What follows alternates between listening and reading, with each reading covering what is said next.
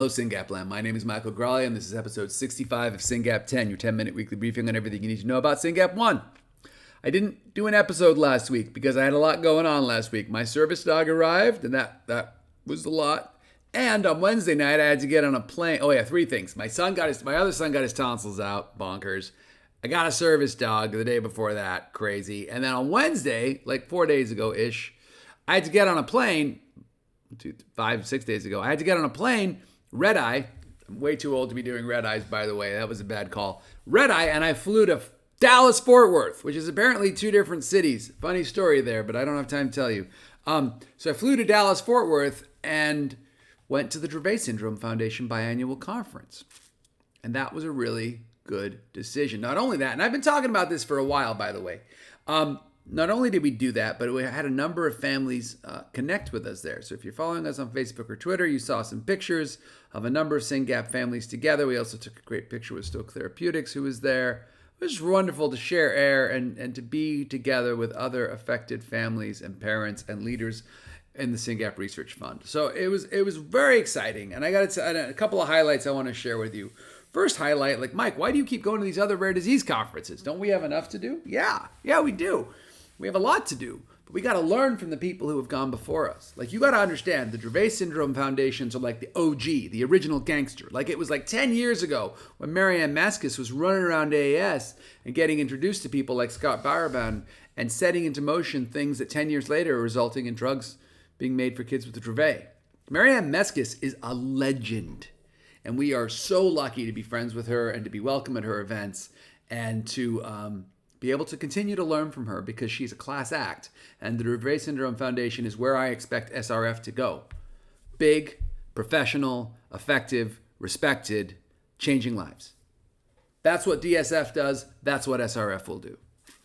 So, sorry, I get worked up about when I talk about my heroes. So anyway, really, it was an amazing conference, and I just want to give you guys some highlights. Highlight number one, we're sitting there in the back. It was me and Vicky and Marta and Peter and Marlena and Olga, and we're just watching. We're like, what's that company do? That researcher seems to be pretty cool. What do they do? Maybe they should work on our stuff. For example, Dr. Danielle Andrade. Dr. Andrade runs a program called AGE, A-G-E. This is a very smart acronym. She's a very smart lady. And that's for adults with genetic epilepsies. And she's like the OG for that. She's the one who's like, why aren't we talking about adults with Dravet? Why aren't we talking about adults with other genetic epilepsies? Funny story, there's a tweet. I should probably look for it. And Dr. Andrade was recruiting for a study because she started with Dravet. Everything starts with Dravet. And then she said, let's study these other adult genetic epilepsies. And she did a study on that. And I was on Twitter and I was like, hey, why isn't Syngap on this list? Like, I like her, I respect her, I retweet her. She's a lovely human being, a great scientist, great doctor. But I was like, what about us? She called me and she said, well, can I really recruit 20 adults with Syngap 1? And I was like, yes, we will. I promise you, we will make it happen. Please include us in your paper. Fast forward a few months. Saturday, we're sitting in a private conference room, courtesy of Marianne Maskis, Dravet Syndrome Foundation. Thank you, Marianne. And Dr. Andrade's throwing up slides about adult Syngapians and what she's learning about them. And she's going to publish this paper shortly. Amazing. It's going to be us and CHD too. Amazing.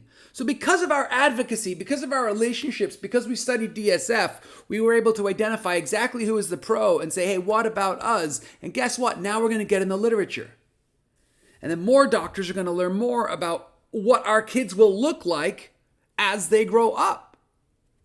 It's a win. It's a down the middle win for SRF.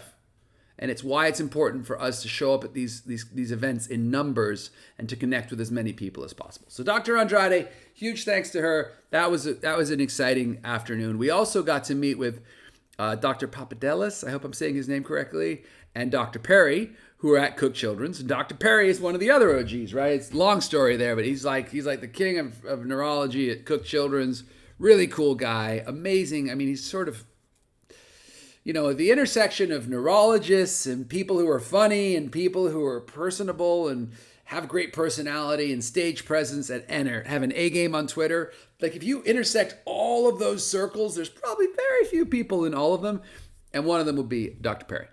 And Another person who is in deep with Dravet Syndrome Foundation and who we've built a relationship with via Peter Halliburton on our board, via Twitter.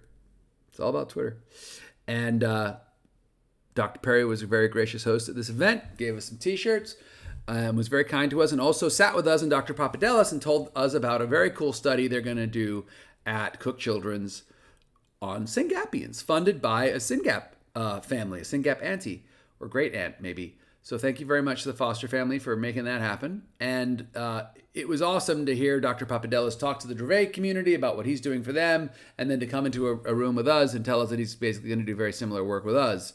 And that's just exciting, you guys, because Dravet Syndrome Foundation has been around for a long time, and we are catching up. We are moving. We are trying to move faster because they've already cleared the path. We don't have their numbers and we don't have their pharma interest, but what's going to help their kids could help our kids. I'll give you a third example, right? So I told you about Andrade, win for Syngap. I told you about Dr. Papadelis, win for Syngap. I'm going to tell you about Longboard and another company. Oh, Mike's going to think of the name. It's the spin out from the Barbin Lab. Whatever, I'll come back to it. So there were a number of drug companies who presented on Thursday, and that's why I had to red eye on Wednesday. And one of them was Longboard Pharma. And I walked up to the Dr. K, not the Dr. K from Stoke, but Dr. K from Long, two Dr. Ks apparently. And I walked up to him afterwards. I was like, hey, that drug you were talking about would be a really good fit for our kids because it's basically, it's very similar to benzodiazepines, think Onfi, but with a lot less of the side effects, the dulling and the quieting. And I said, wow, I'd love you to work on Syngap. And he's like, tell me more about Syngap. So we followed up, and we're going to have a meeting, and we're going to explain to him all about Syngap and why his company should be thinking about our community. And what's exciting about Longboard is this molecule they've got. They're running a clinical trial for adults right now. Right now it's 18 and over. That's about to be lowered, so stay tuned. But right now it's 18 and over, and they said, any adult with a developmental epileptic encephalopathy, so not with Dravet, with a DEE like Syngap 1, could enroll in this, which means if you're listening to this and you've got an 18 or over with Syngap, go to Longboard Pharmaceuticals right now, sign up for their trial, and try to get into it because this is a really interesting drug. And then there was another company, Epigenyx. It was around the tip of my tongue.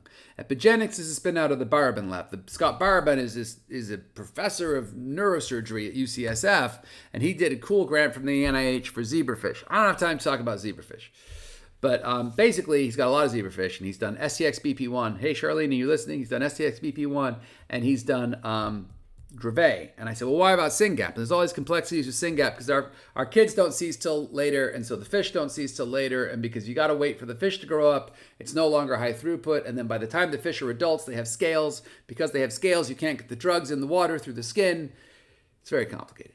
But forget it all. I think the odds of us doing drug discovery with fish are frankly pretty low. And if somebody wants to prove me wrong on that, let me know. Scott's got fish for another year. We'd love to have somebody work with those fish. But here's the point. Epigenyx has a drug. If memory serves, it's called clemizole. First generation antihistamine by Pfizer that Pfizer retired. A second and third generation antihistamines came on the market. So it's a drug. It's been in humans. It's safe. It's been marketed. And because it was used as an antihistamine and better antihistamines came along, they took it away. But it's still there. We still know about it. And then Scott's little seizing fish, got some clemizole. They stopped seizing. Whoa. And Scott's done a lot of work, and he's got some great slides on this, but the punchline is Epigenyx is about to roll out clinical trials on clemizole. And it's going to be for, surprise, surprise, kids with Dravet and LGS. So unfortunately, we're not going to get access to the trial. But we and they expect those trials to go well. And then we expect that drug to be marketed. And then, hopefully, neurologists will feel comfortable writing this drug for our kids, because it's super safe, because it's just an antihistamine. It's been marketed for years. And maybe that'll help our kids. So again, super exciting to go to the DSF meeting and learn what's going on for DSF and be able to cherry pick. That will help our kids. That will help our kids. That researcher over there, that person knows what they're doing. Let's talk to them. Let's get them to work with us too. It was a lot of work.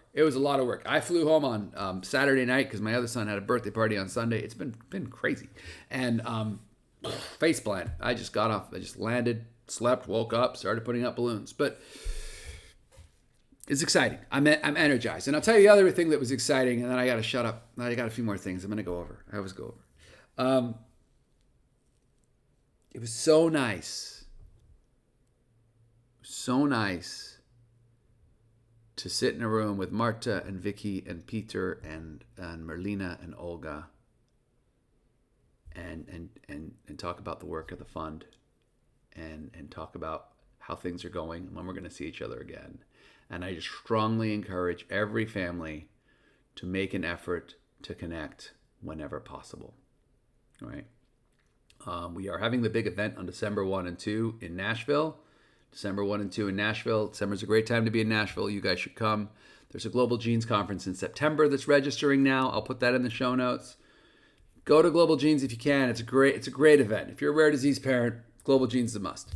But if you're a Syngap parent and you're only doing one thing, go to December 1 and 2 instead. That's going to be epic. So those two things are happening this year, and I urge you to show up because there's nothing like connecting with other parents and supporting each other. That's number one.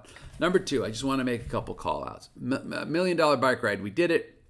We raised, I think, $35,000, which we're going to send over to UPenn, and they're going to allocate those funds. They're going to match them with another 30, so 35 plus 30, $65,000, and they're going to support someone doing work on Syngap. We'll see how that goes. Very excited. Susan Tavilla, the Queen fundraiser, just did a webinar. It was I've numbered the webinars now. I don't know why it took me so long, but webinar 61. Go check that out. It's all Susan Tavilla making the point. You don't ask, you don't get. And she's done an amazing job of asking on behalf of our children. And when we're singing songs about how much SRF has achieved in a few years, the Tavillas will be a major part of that. So that's super exciting. Go watch webinar 61. Good job to the team MDBR. And I just want to flag that two more things.